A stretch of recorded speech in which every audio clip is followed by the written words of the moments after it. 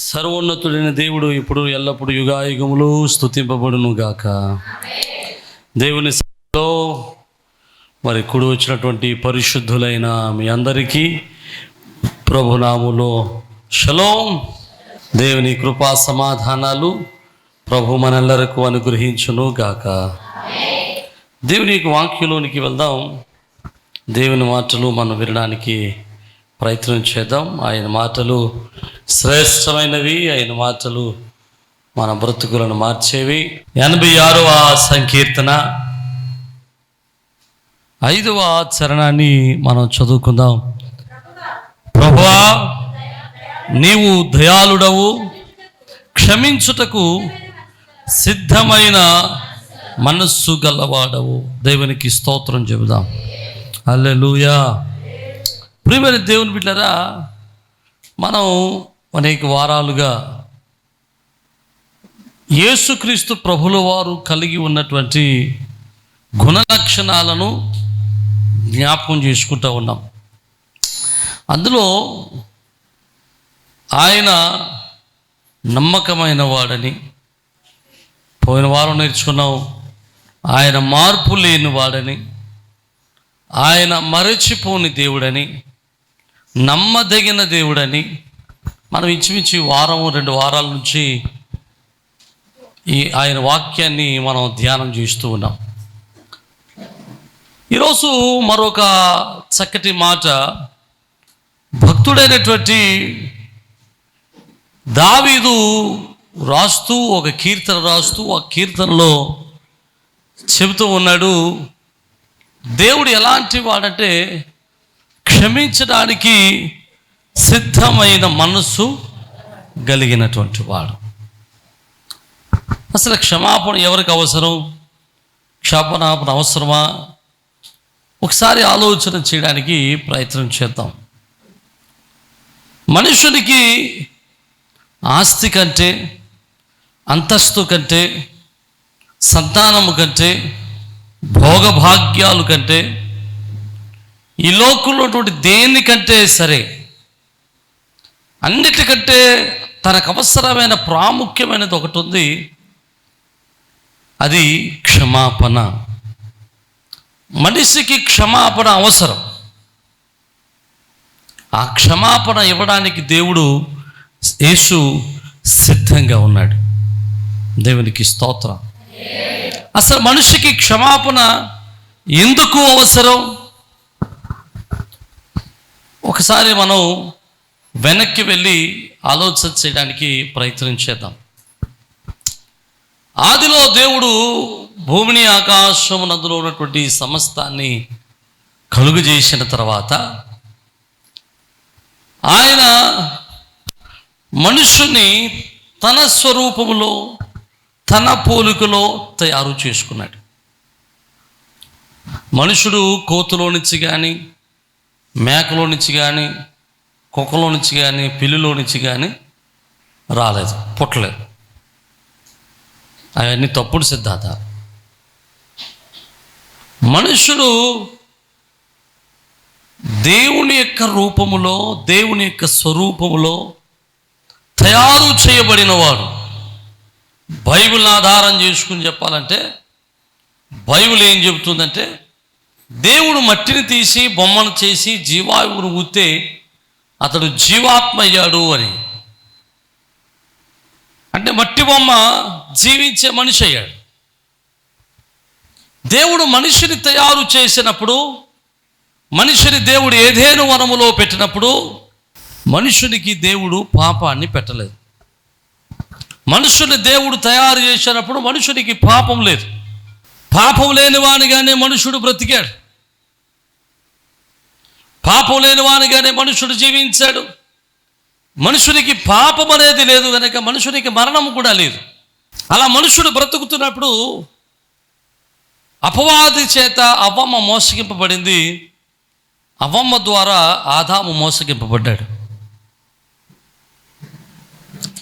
ఆదాము అవ్వలు దేవునికి అయిష్టమైన క్రియ చేయటం వల్ల, పాపము చేయటం వల్ల, అతిక్రమం చేయటం వల్ల, దేవునికి వ్యతిరేకంగా తిరుగుబాటు చేయటం వల్ల మనుషుడు పాపి అయ్యాడు, దోషి అయ్యాడు.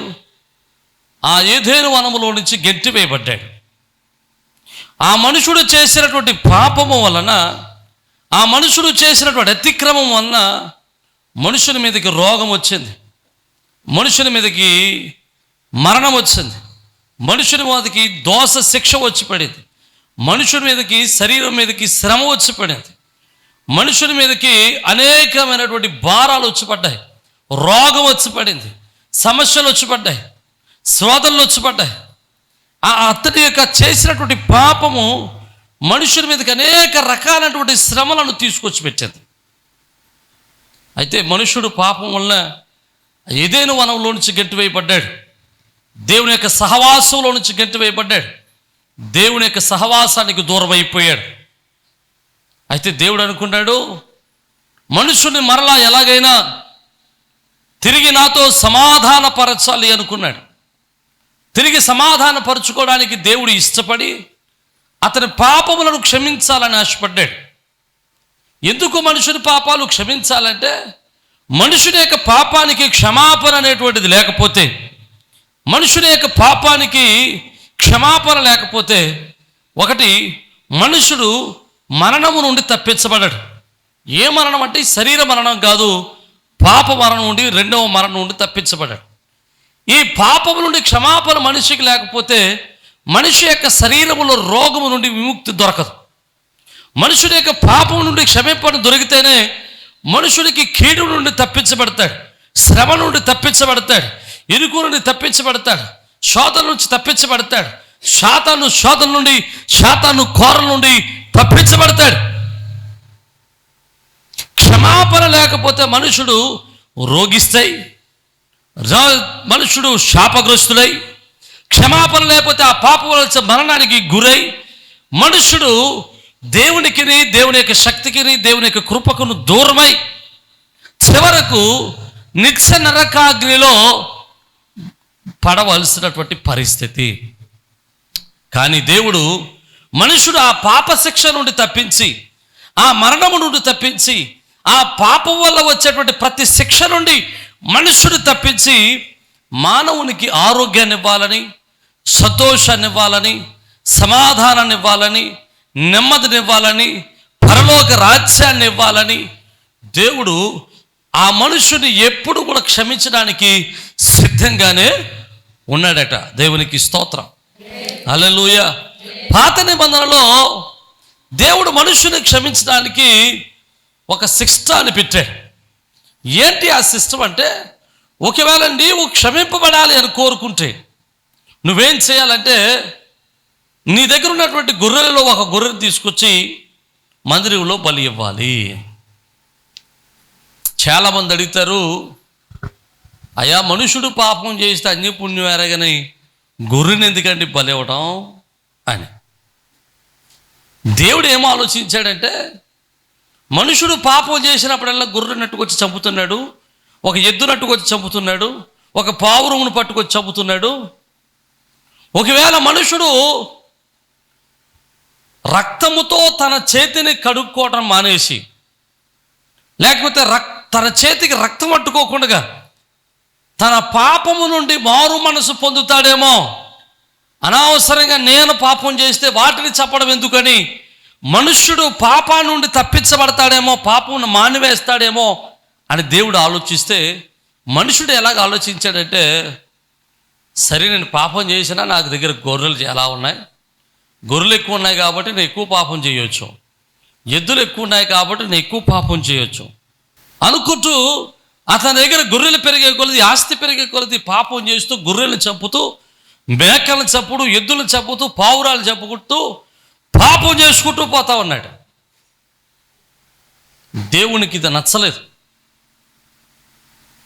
దేవుడు జ్ఞాపకం చేసుకుని, ఇక గొర్రెలను మేకలను చంపడం కంటే, మనుషుల యొక్క పాపం తీసివేయడం కంటే, మనుషుని కొరకు దేవుడే దిగివచ్చి ఆయనే మానవునిగా జీవించి, మానవునిగా పెరిగి, పాపం లేని వానిగా పుట్టి, పాపం లేని వానిగా పెరిగి, ఆయనే సమస్తమైన మానవాళి యొక్క పాప శిక్ష అంతా ఆయన భరించి,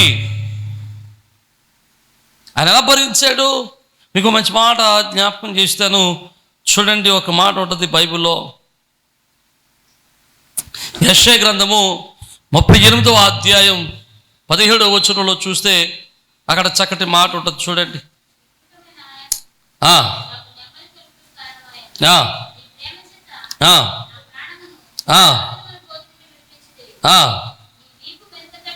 నీ వీపు వెనుక తట్టు నా పాపములన్నీ నీవు పారవేసితివి.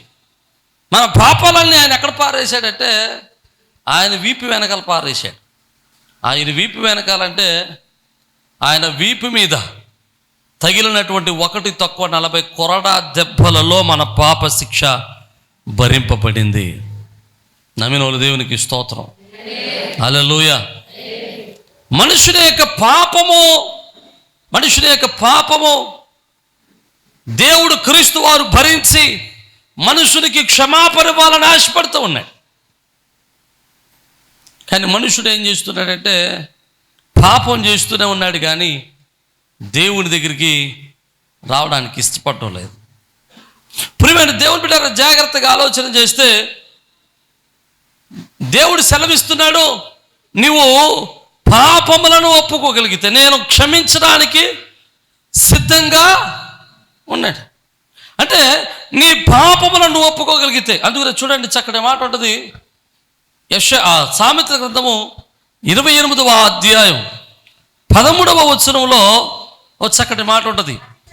అతిక్రమములను దాచిపెట్టువాడు వర్ధిల్లడు, వాటిని ఒప్పుకుని వాటిని విడిచిపెట్టువాడు కనికరాన్ని పొందుతాడు. దేవునికి స్తోత్రం.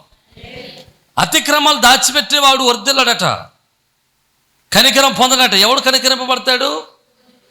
దాన్ని ఒప్పుకోవాలి, విడిచిపెట్టాలి. దేవునికి స్తోత్రం. ఏం చేయాలి? ఒప్పుకోవాలి. దేవుడు నీవు ఒప్పుకుని వాటిని విడిచిపెడితే ఎంతటి పాపినైనా ఆయన క్షమించడానికి సిద్ధంగా ఉన్నాడు. నమ్మిన వారు దేవునికి స్తోత్రం చెప్దాం. హల్లెలూయా. కానీ మనుషుడు ఎటువంటిదో తెలుసా అండి? మనుషుడు వేషధారట. మనిషి ఎలాంటోడు? వేషధార. వేషధార అంటే ఎట్లాగా? మనుషుల యొక్క వేషధారణ అంటే ఒక దైవజనుడు ఇట్లా చెప్పాడు. ఎలాగంటే మనస్సు మారకుండా ప్రవర్తన మారడం అట. ఎలాగా? మనసు మారలేదు, కానీ ఏం మారింది? ప్రవర్తన మారింది. దీన్ని మీకు అర్థం అవడానికి ఓ మాట చెబుతాను నేను. మనసు మారడం ఏంటి, ప్రవర్తన మారడం ఏంటి? 2016లో డాక్టర్ గారు నన్ను అన్నాడు, నీవు పాలు పదార్థాలు తినటం మానే అన్నాడు. పాలు పదార్థాలు అంటే పాలు తాగకూడదు, పాలతో చేసిన టీ తాగకూడదు, పాలు చేసిన కాఫీ తాగకూడదు, పెరుగు తినకూడదు, మజ్జిగ తాగకూడదు, పన్నీరు కూడా తినకూడదు. పన్నీర్ అంటే కొన్ని ప్రాణం ఎక్కువ కదా, ఇవేమీ తినకూడదు. కానీ నాకు అప్పుడప్పుడు మనసు పీకుతా ఉంటుంది. నాకు టీ అంటే కొంచెం చాలా ఇష్టం. అప్పుడు ఫస్ట్లో అప్పుడప్పుడు పాస్టర్ గారిని అడిగి స్ట్రాంగ్ టీ పెట్టమ్మా, ఓ 10 రోజులు అడగ్గా ఎప్పుడూ కనికరించి ఓ డ్రాప్ టీ పెడతా. ఆ డ్రాప్ టీ తాగినంత మాత్రాన్ని ఊరుకోదండి. ఆ డ్రాప్ టీ తాగితే దానికి తగినటువంటి బలహీనత శరీరంలో వస్తుంది, ఆ నొప్పి తెలుస్తుంది. కానీ దాని మీద ఇష్టం చంపుకోలేకపోయాం. నేను టీ తాగటం మానేశాను, కానీ టీ మీద ప్రేమను, మనస్సును చంపుకోలేదు నేను. నా మాట అర్థమైంది మీకు? మనుషుడు పాపాన్ని మానేశాడు, కానీ పాపం మీద మనస్సును మార్చుకోలేదు. అవకాశం లేదు కాబట్టి పాపం చేయట్లేదు,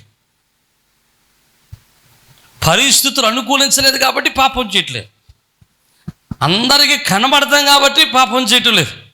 కానీ మనుషుడు ఎట్లాంటి వాడంటే ఎవరికి కనబడకుండా, ఎవరికి తెలియకుండా ఒంటరిగా ఉన్నప్పుడు మనుషులలోని పాప నియమం బయటికి కట్టెలు తెంచుకుని బయటికి వస్తుంది. నా మాట అర్థమైతే దేవునికి స్తోత్రం. అంటే మనుషులలో పాప నియమం నిలిచి ఉంటుంది. మనుషుల్లో ఆ పాప నియమం మనుషుని ఏం చేస్తుంది, అప్పుడప్పుడు శరీరాన్ని వెరవిస్తూ ఉంటుంది. కానీ ఆ మనుషుడు మనస్సును మార్చుకున్నవాడైతే, మనస్సులో మార్పు తెచ్చుకున్నవాడైతే మరలా ఎన్నటికీ కూడా మనుషుడు పాపము జోలికి వెళ్ళడు. నా మాట అర్థమైతే దేవునికి స్తోత్రం చెప్పాలి. అవకాశం ఉన్నా సరే, పరిస్థితులు అనుకూలించినా సరే, ఇక పాపము జోలికి పోడు. చాలామంది అనుకుంటారు పాపం అంటే వ్యభిచారం ఒకటే అనుకుంటారు. పాపం ఏదైనా రెండు విషయాలు చెప్తాను చూడండి. పాపం అంటే ఏంటో, దేవుడు చెయ్యమన్న పని చేయకపోవటము పాపమే, చెయ్యొద్దన్నది చేయటము కూడా పాపమే. నా మాట అర్థమైందా? చెయ్యమన్నది చేయకపోవటము పాపమే, చెయ్యొద్దన్నది చేయటము పాపమే. అతిక్రమములు పాపమే, అబద్ధమాడటము పాపమే, దొంగతనము పాపమే, అభిచారము పాపమే, అజితేంద్రియత్వము పాపమే. ఇలా చెప్పుకుంటూ చేయకపోతే చాలా లిస్ట్ ఉంటుంది. మనం చాలామంది అనుకుంటాం, అయ్యా నేను ప్రతిరోజు ప్రార్థనకు వస్తున్నాను, ప్రతిరోజు మందిరంలో ఉంటున్నాను, చక్కని పరిచర్య చేస్తున్నాను, అయ్యా నీ మందిరంలో ఉండి కానుకలు ఇస్తూ ఉన్నాను, పరిచర్య చేస్తున్నాను, ఇక నాలో ఏ పాపం ఉంటుందండి అనుకుంటాం. మందిరానికి వచ్చినంత మాత్రాన పరలోకం వెళ్ళం. చూడండి, ఒక మాట చెబుతాను చూడండి. మత్తయి సువార్త 7వ అధ్యాయం 20వ వచనం, 21 నుంచి చదువుతాం. ప్రభువా ప్రభువా అని పిలుచు ప్రతివాడును పరలోక రాజ్యములో ప్రవేశించడు. ఒకటి, ప్రభువా ప్రభు అని పిలిచేవాడు పరలోక రాజ్యం వెళ్ళడు. ఇంకెవడు వెళ్ళడు?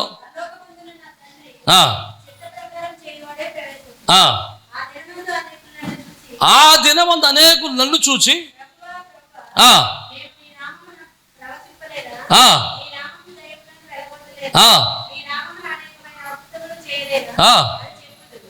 దేవునికి స్తోత్రం.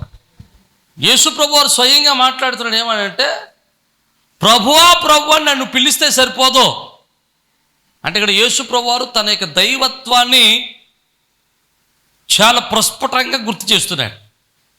పరలోక రాజ్యం రావాలన్నా ఆయన అనుమతి కావాలన్నట్టు ప్రభు చెప్తున్నాడు ఇక్కడ యేసు ప్రభు వారు.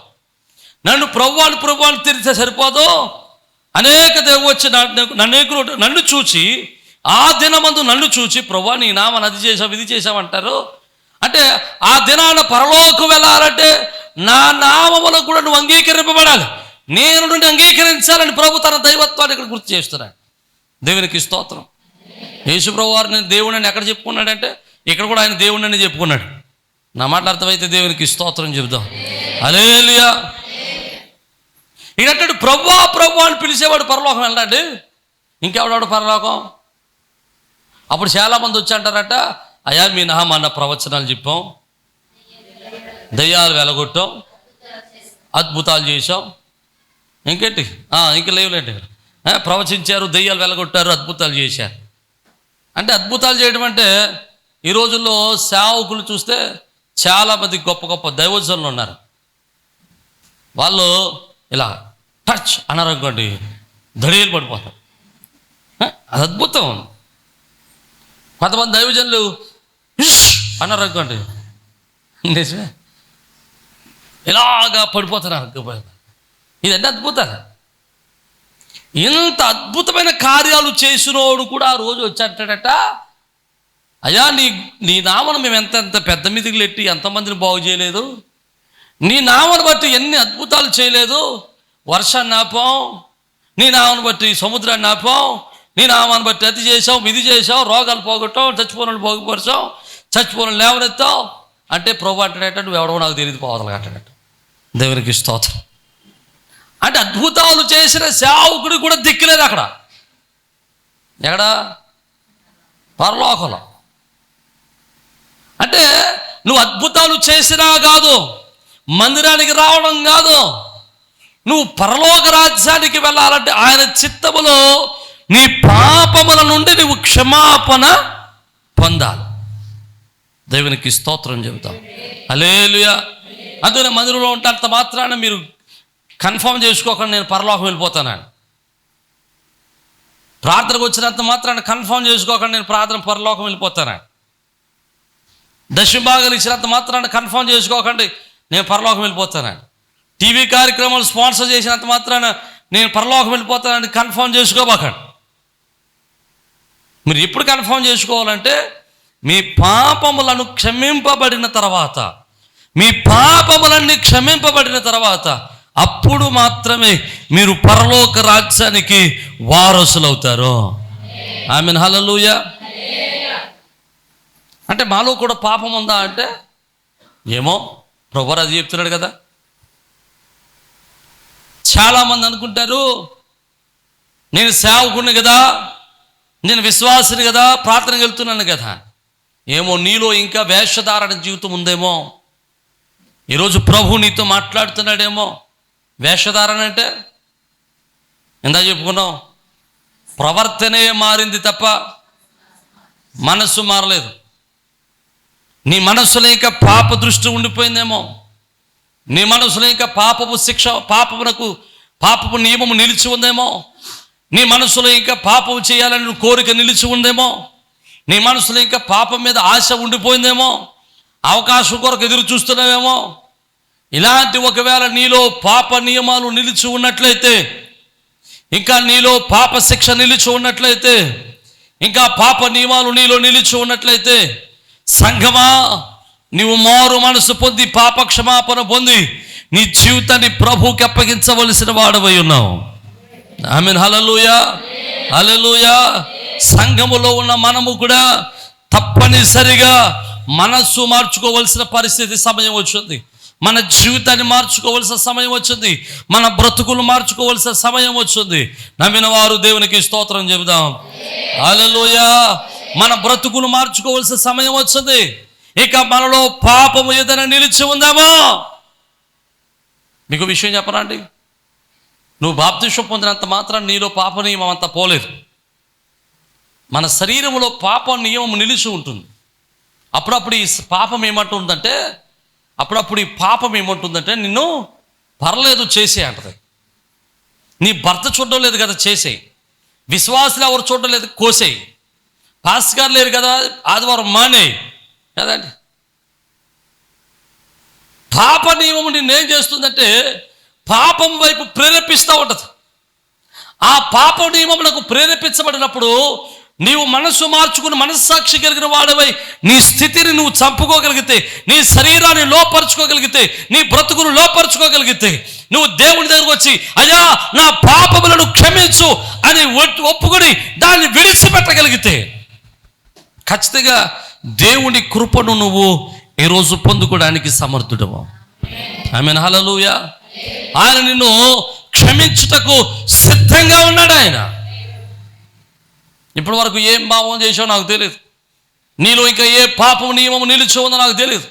ఆ పాప నియమము నువ్వు విడిచిపెట్టుకోగలిగితే ఈరోజు నీ స్థితిని మార్చి నీ బ్రతుకును ఆనందంతో నింపునుగాక, నిన్ను సంతోషముతో నింపునుగాక. హల్లెలూయా. బైబిల్ గ్రంథంలో మనం జ్ఞాపకం చేసుకుంటే నినెవే అనేటువంటి ఒక పట్టణం కనబడుతుంది మనకి. నినెవే పట్టణం. నినెవే పట్టణంలో ఉన్నటువంటి ప్రజలు అష్షూరీలు అంటారు. అష్షూరీలు వాళ్ళు. అష్షూరుల యొక్క రాజధాని నినెవే పట్టణం. ఈ నినెవే పట్టణంలో ఎంత మూర్ఖత్వం అంటే, ఎంత దుర్మార్గం అంటే,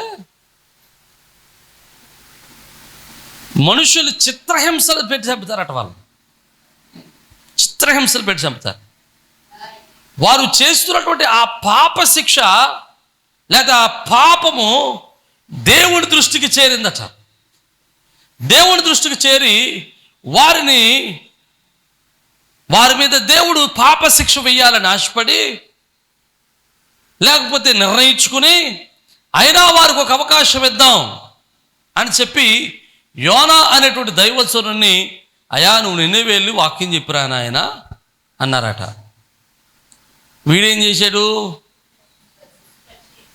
నిన్నవే 610 మైళ్ళు దూరం అండి, 610 మైళ్ళు ఇలా కుడి పక్కకి. తర్షీషు ఎడమ పక్కకి 2500 మైళ్ళ దూరం. 2500 మైళ్ళ దూరం ప్రయాణం చేయడానికి ఆయన ఇష్టపడ్డాడు తప్ప 600 మైళ్ళు ప్రయాణం చేయడానికి ఎందుకు ఇష్టపడలేదు తెలుసా? యోనా గ్రంథం 4వ అధ్యాయంలో ఉంటుంది. ఏమనంటే, చదవండి ఆ మాట, భలేగా ఉంటుంది. యోనా గ్రంథం 4వ అధ్యాయం 1వ వచనం నుండి.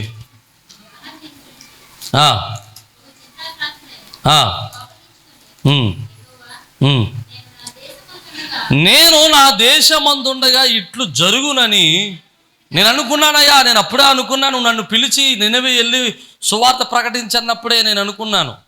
ఏమనంటే, ఒకవేళ నేను సువార్త ప్రకటించడానికి వెళ్తే, నేను అక్కడ వాక్యం ప్రకటిస్తే, నేను అక్కడ వాక్యాన్ని బోధిస్తే వాళ్ళు ఖచ్చితంగా మారు మనసు పొందుతారు. మారు మనసు పొందితే వాళ్ళ మీదకి వచ్చే శిక్ష నువ్వు తప్పిస్తావు. అందుకనే నేనేం చేశానంటే, నేను వాళ్ళకు సువార్త ప్రకటించడానికి ఇష్టం లేక తర్షీషు వెళ్ళిపోతున్నాను అన్నాడు. అంటే ఇప్పుడు ఈ తర్షీషు ఎందుకు వెళ్ళిపోతున్నాడు? వాళ్ళు మారు మనసు పొందడం ఇష్టం లేదు. వాళ్ళు ఆ యొక్క పాప శిక్ష నుంచి తప్పించబడడానికి ఇష్టం లేదు.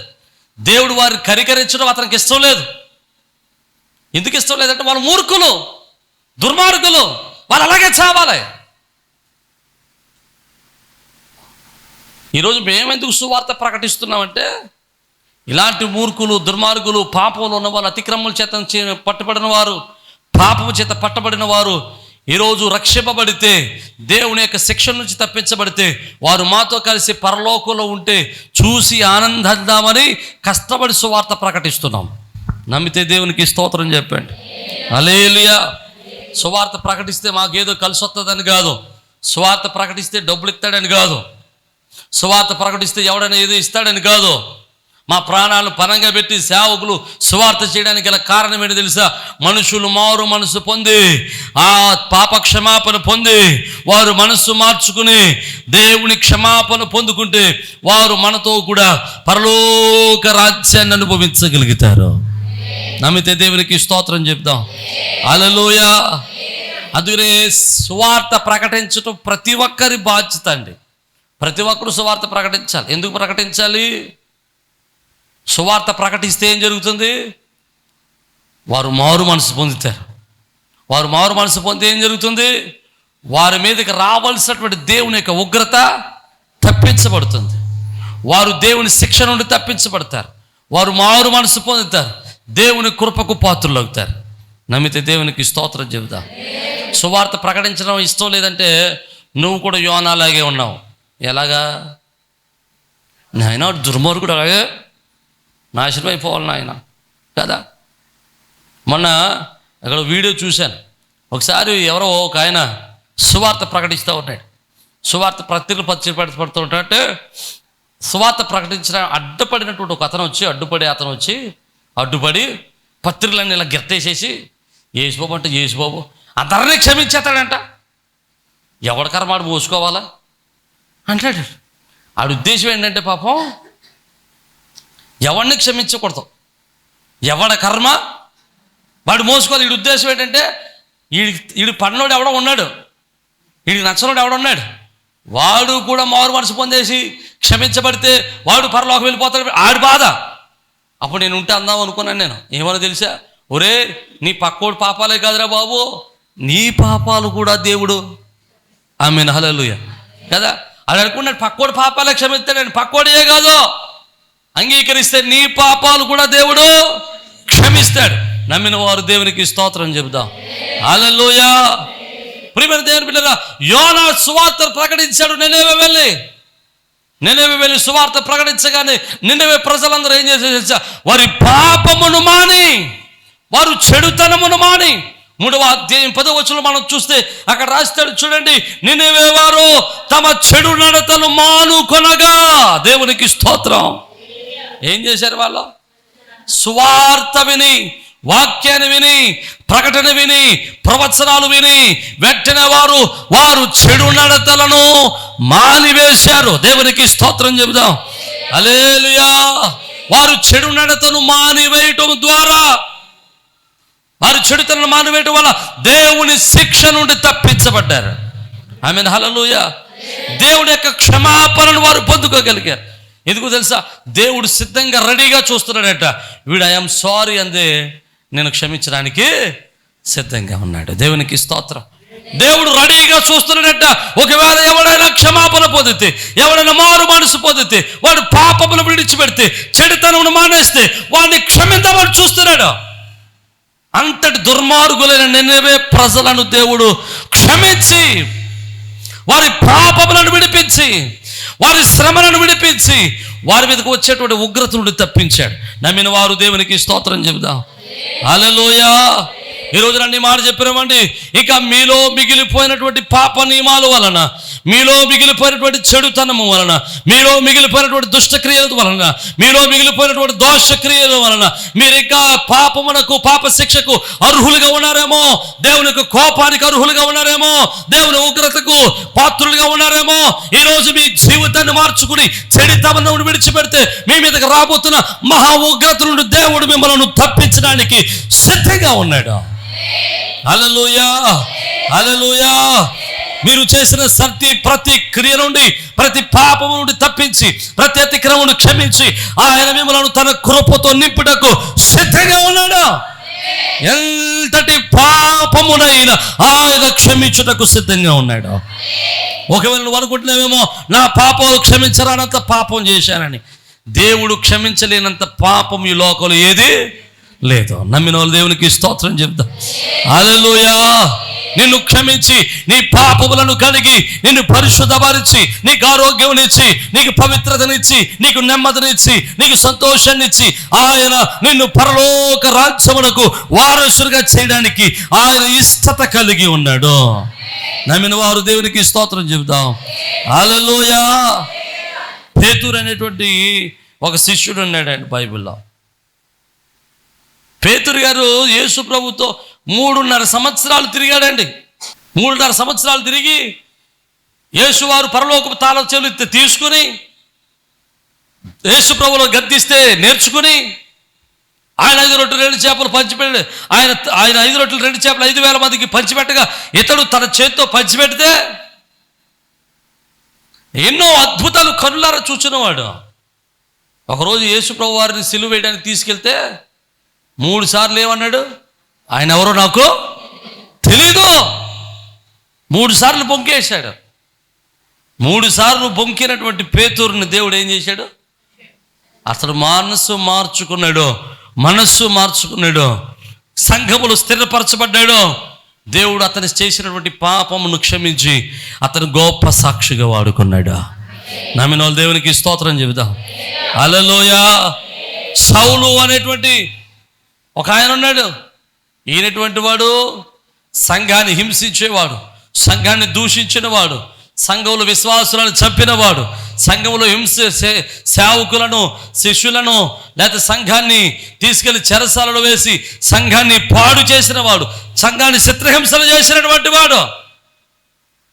దేవుడు అతన్ని కనిపించి దర్శించి అతన్ని మార్చగా, అతన్ని దర్శించగా అతను మనస్సు మార్చుకుని క్షమాపణ అడగగా దేవుడు క్షమించి అతను గొప్ప సాక్షిగా వాడుకున్నాడు. దేవునికి స్తోత్రం చెప్దాం. హల్లెలూయా. ఈరోజు సంఘం మీద విరుచుకుపడేటువంటి సంఘ విద్రోహ శక్తులతో మాట్లాడుతూ ఉన్నాను. ఈరోజు సేవ మీద చెడు ప్రచారం చేసే వారితో మాట్లాడుతున్నాను. నా దేవుడు తన సంఘాన్ని పాడు చేసే నిన్ను కూడా ఆయన ప్రేమిస్తాడు, క్షమిస్తాడు. నమ్మితే దేవునికి స్తోత్రం. సంఘాన్ని పాడు చేసావా? డ్రమ్ములు చింపేశావా? లేకపోతే సంఘంలో మైకులు పాడు చేసావా? బరకలు కాల్ చేసావా? పత్రికలు కాల్ చేసావా? బైబిళ్ళు కాల్ చేసావా? సంఘానికి వ్యతిరేకంగా కార్యాలు చేసావా? నీవు ఒప్పుకొని విడిచిపెడితే నిన్ను కూడా క్షమించడానికి నా యేసయ్య సిద్ధంగా ఉన్నాడు. నమ్మిన దేవునికి స్తోత్రం చెబుదాం. హల్లెలూయా.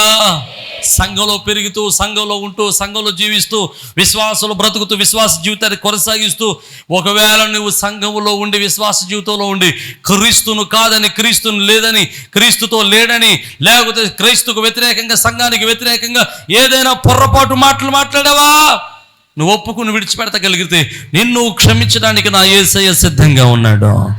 నమ్మిన దేవునికి స్తోత్రం చెబుదామా?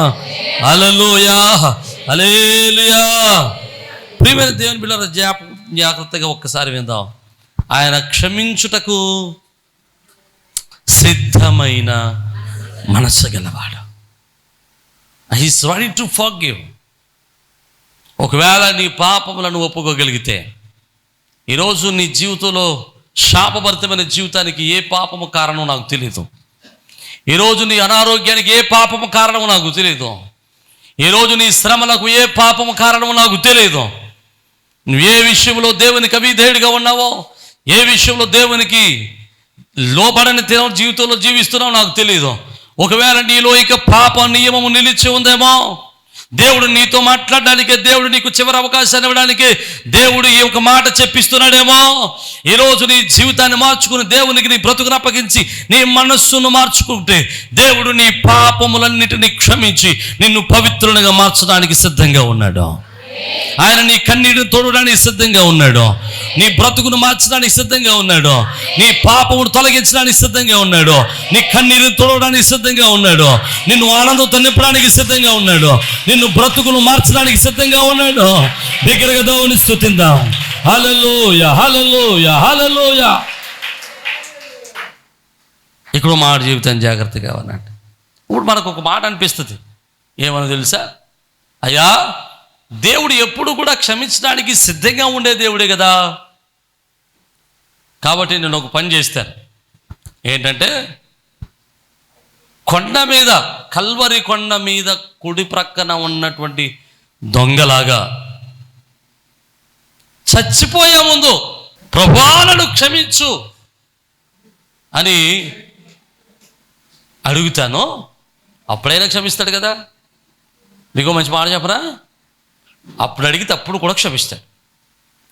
దేవునికి స్తోత్రం. అమ్మాయి ఎంత మంచి మాట చెప్పురే.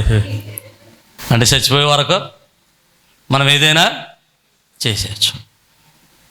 అదే సమయంలో మీకు ఇంకో మాట కూడా జ్ఞాపకం చేస్తాను.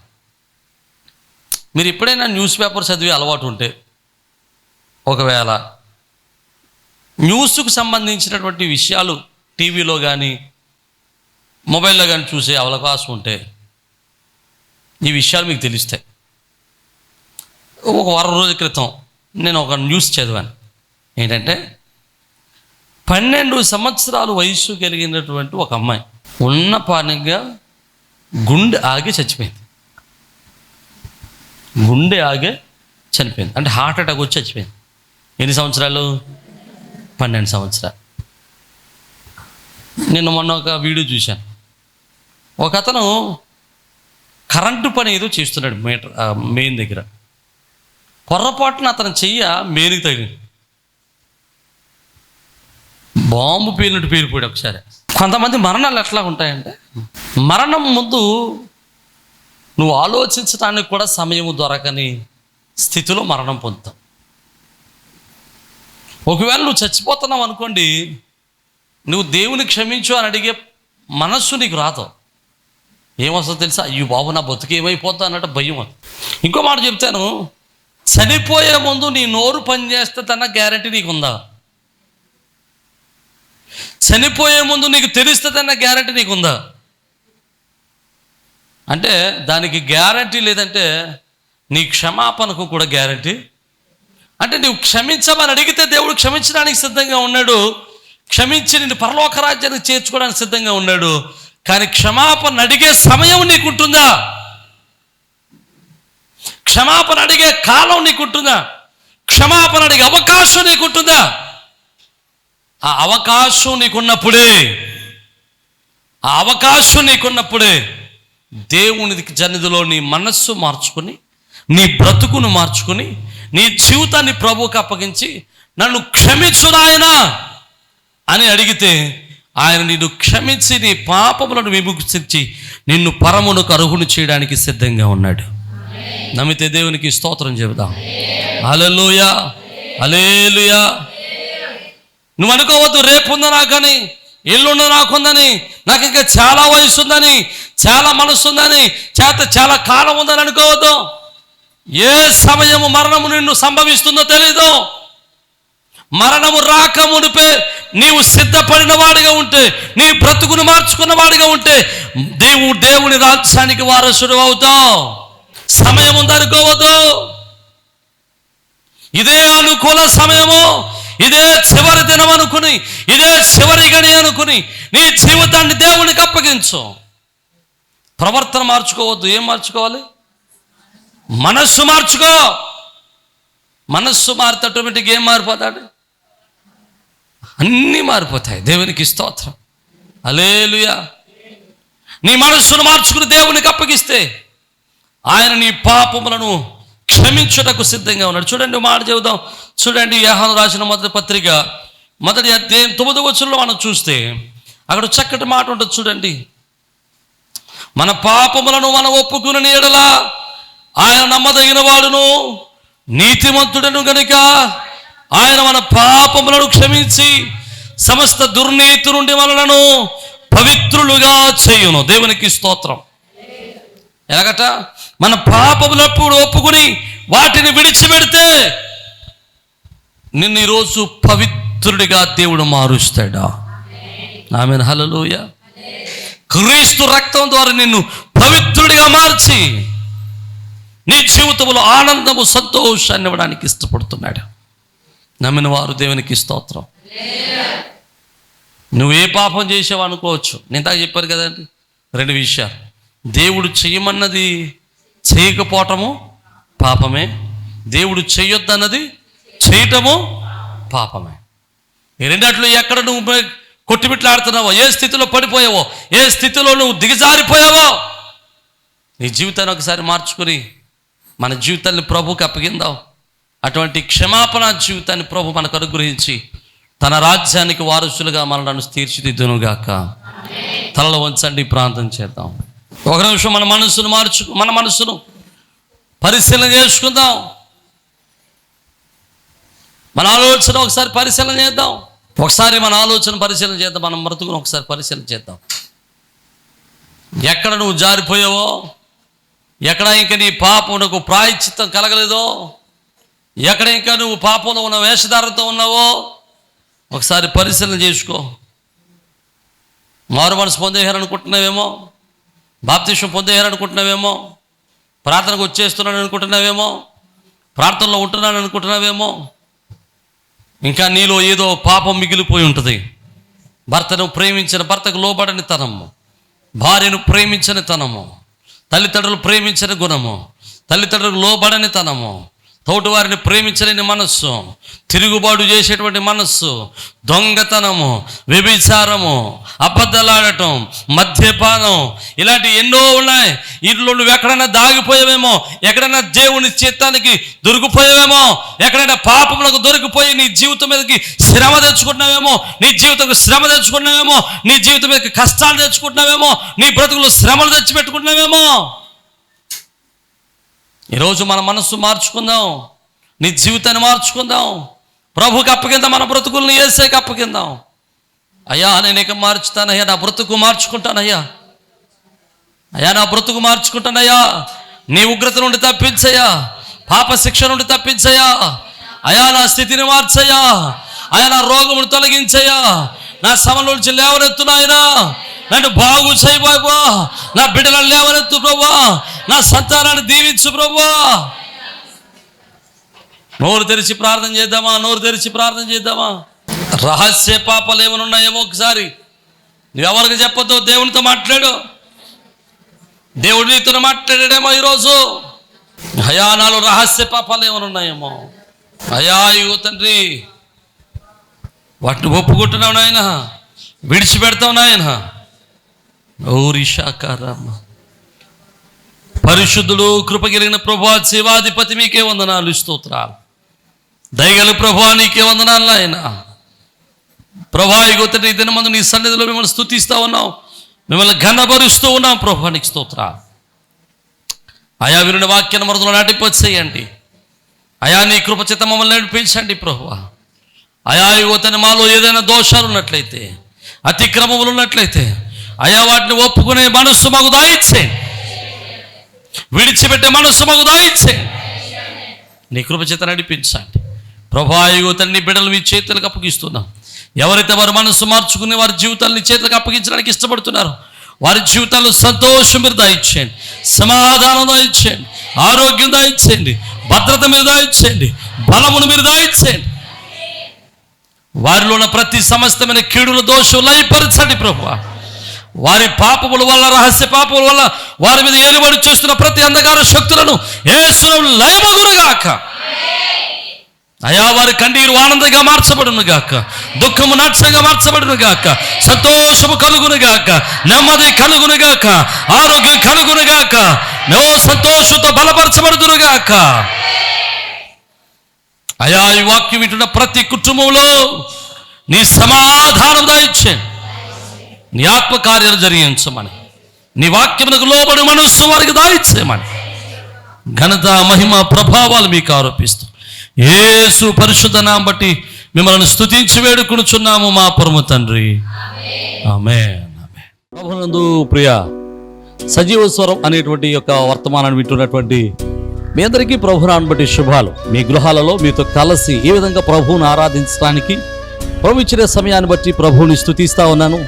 ప్రతిదినం మీరు వీక్షిస్తున్న ఈ వర్తమానాలను బట్టి మీరు ఆశీర్వదింపబడుతున్నారని మేమెంతగానో ప్రభునందు ఆనందిస్తూ ప్రభువును స్తుతిస్తూ ఉన్నాం.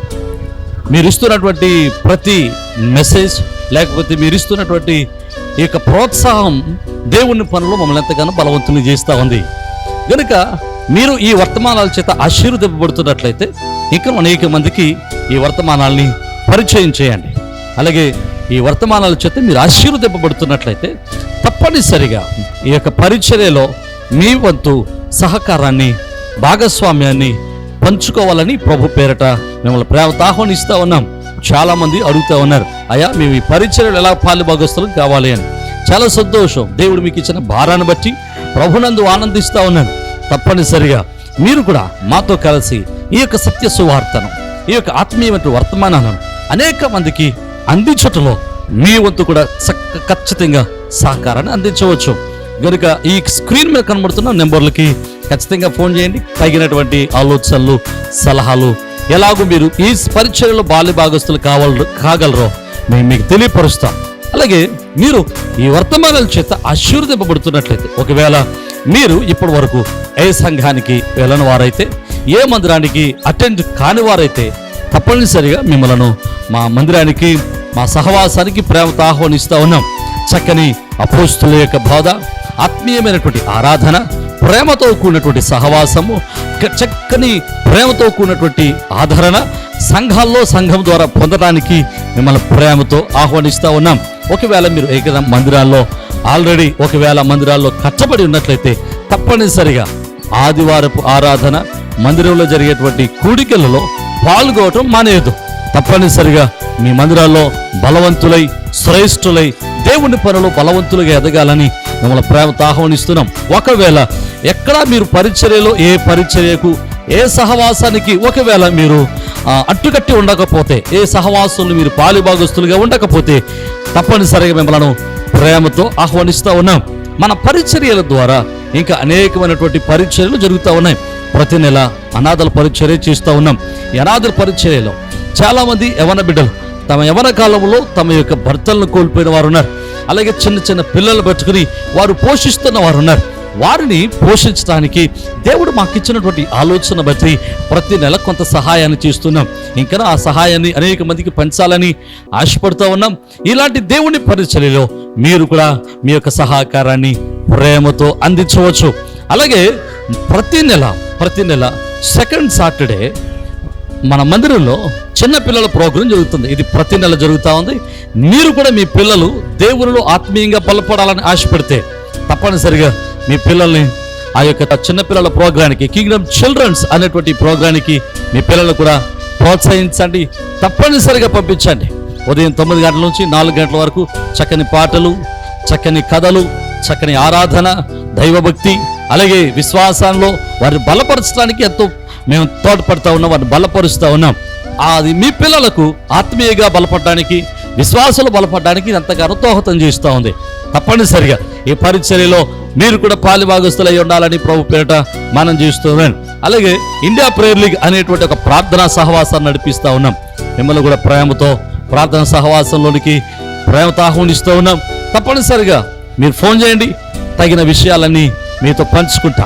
అలాగే మీరు ఒకవేళ యూట్యూబ్ ద్వారా వాక్యాన్ని విన్నట్లయితే, ఒకవేళ ఈ వాక్యం ద్వారా, ఈ వర్తమానాల ద్వారా మీరు ఆశీర్వదింపబడిన వారైతే ఖచ్చితంగా ఈ యొక్క వర్తమానాలు అనేక మందికి పరిచయం చేయండి.